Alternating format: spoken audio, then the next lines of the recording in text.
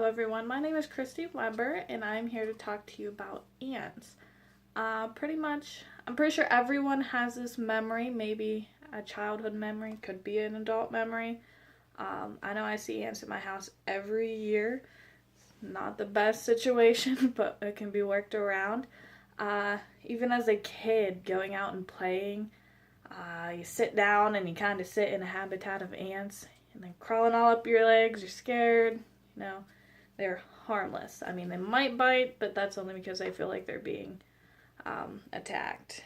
So, what I am here today to talk to you about is how ants do their daily lives, how to inform you about how they communicate, how they protect themselves, their way they work into groups. It's very phenomenal. I was actually reading a book recently called The Lives of Ants by Laurent Keller and Elizabeth Gordon. They made some fascinating points about how ants work together to get their daily chores done. Ants live in colonies, obviously, and when it comes to work, they find it better to work in groups, in numbers. They find their strength in numbers, really, compared to a single animal who digs a hole in the ground and might burrow there, stay there. Ants actually work together and create huge habitats in the ground where they store their food, where the queen bee stays, where they have their little armies. It's phenomenal. Like I mentioned earlier, they work better in numbers. When they find prey that is much bigger than them, they work together to attack it and to bring it down. An ant can actually pick up about 10 to 20 times bigger than what it actually is. So imagine if you get a group of ants together, what they could probably carry back to their habitat. It's actually kind of scary, isn't it? Imagine what they can do in groups. We have all seen a group of ants make their way. Yeah. See, at a barbecue last year, I was actually with my cousins watching ants. We drop crumbs of chips, things like that.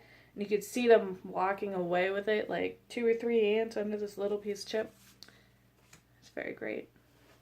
For them. Not for me. But, yep. Have you ever wondered how ants communicate? I sure have. I've never heard a sound out of an ant, which that might be because they're really, really tiny. They actually communicate through sound and vibrations, which is a crucial part to their survival. That helps them to alert that there is an enemy ahead. It could even alert, hey, there's food over here, things like that. Their main way of communication is by the pheromone trails that they leave behind. Research was actually done by Duncan E. Jackson and Francis L.W. What they do is they leave this chemical trail behind, is what it is. And it lets other ants know that there's food over here. It also lets them know, hey, there's an enemy ahead. Get the soldier ants ready, things like that.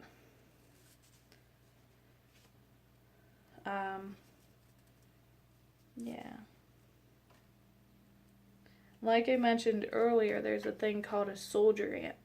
So you know how we have armies to fight wars and things like that? Ants actually have different colonies. They have a working colony. Those would be the ants that go out and get their food. They have the queen ant, which she is obviously the queen of all the ants, the boss.